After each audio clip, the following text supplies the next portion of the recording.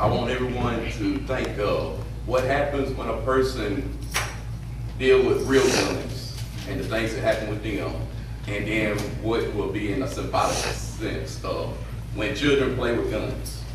Let me pose this question. Do you like when kids play with guns? No. If your answer is no, I understand as there are so many people and children that die each year because of mishandling of guns. Maybe it's a parent that mistakenly thought they properly put up the gun, or children being children and found the gun by accident, causing their demise. Sometimes it is a teen acting out video game or movies with an I'm invincible attitude, but it is soon brought to reality with the pull of the trigger. One of the most famous incidents of children playing with guns is the massacre of Columbine High School.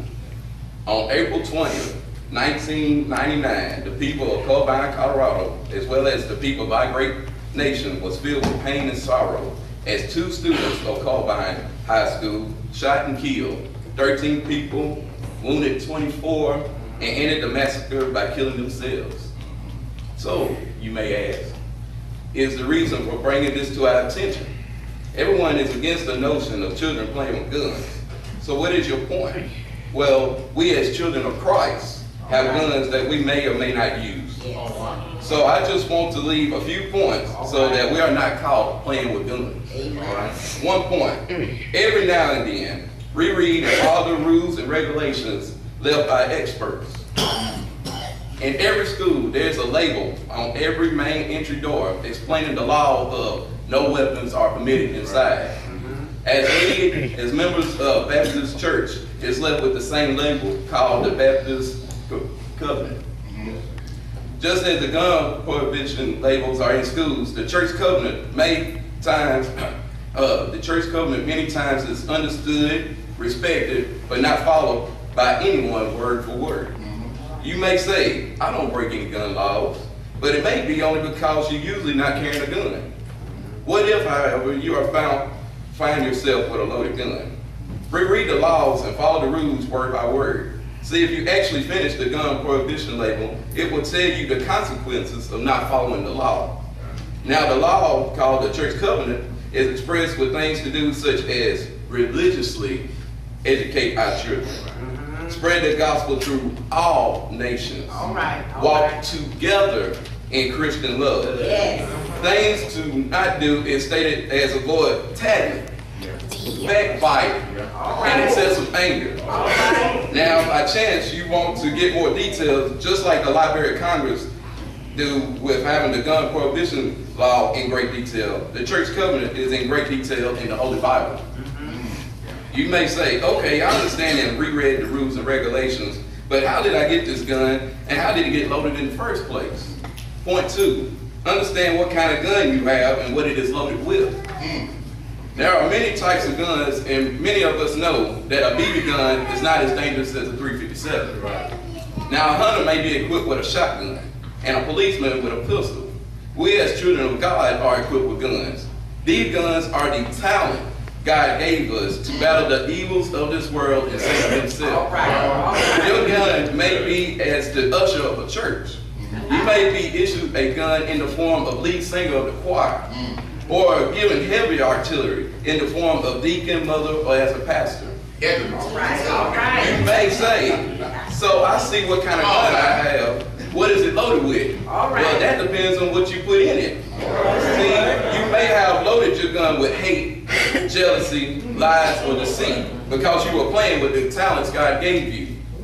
Instead of using a smile to greet people at the door as an usher, you are caught playing with the gun and frowning whenever someone says hello. Instead of letting the talents of God gave you lead someone to Christ through song, you sit there playing with your gun, but trying to be the reason everyone comes to church wanting to be the next Shirley Caesar.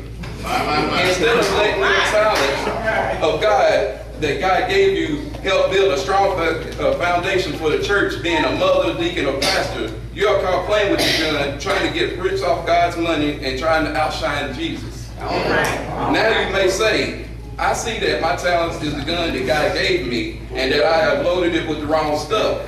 What happens if I pull the trigger while it is loaded with the wrong stuff? well, that bullet may hit someone. Depending on what kind of gun it is, it can hurt them bad or kill them. A real gun will take a person's life. The gun given to us by God may cause someone to lose their soul. All right. When we as children of God happen to fire off a loaded gun and hit someone that is not in the church, they will remember the pain and use that as the excuse to never come back to church. When the children of God hit other children of God, the person that was hit may load that gun with the wrong stuff too, and fire back, causing them to lose sight of God. All right. Sometimes passersby get hit with real bullets, and otherwise normal law-abiding citizens is killed by others playing with guns. Now families are affected with the loss, and the time, resource, pain, hate, and remorse is now caused. Children of God hit and passersby with their guns may cause people that was thinking about following God to change their mind and start doing their own thing. Now you may say, well, I fired off my gun and hit someone. I'm sorry. What do I do to help them? Point 3, remove the bullet, stop the bleeding, mend the wound, and replace the lost blood. Sometimes playing with guns kill people. There's nothing to do but pray for that family, for that person and that family, and pray that they will live in the life that God wanted them to live.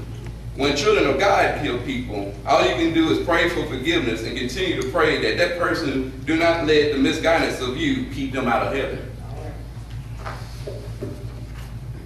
Now, if they are wounded, you must first take out the bullet. All right. Taking out a real bullet keeps from the lead infecting the rest of the body. The body will try to fight off the bullet, but will lose if you don't take it out. All right. When the children of God hit someone with a bullet, if you don't take it out, they will continue to think about how you wronged them until it has killed any traces of good that was in them. You must apologize and stop doing what loaded up the gun in the first place. Then that person may still be hurt, but not like before. After you have taken the bullet out, you got to stop the bleeding, or that person will finally die anyway. Now you got to wrap up the wound. When children of God hit someone, wait a minute, I'm sorry. Now understand that you will not put a Johnson & Johnson bandage on a gunshot wound. When the children of God hit someone, you cannot go to Dr. Phil for words of comfort. All right. You can't call Mary Sue for lasting comfort. You got to go to God's house, aka the church, to stop the bleeding and to start to mend the wound. When a person gets a bullet removed, stop the bleeding, and the wound has begun to be mended, that person will still have a problem because they have lost blood. For that person to fully recover, they will have to have a blood transfusion. There are several types of blood, but the universal blood is O negative. When the blood type, this blood type can help anyone who is in the need of blood.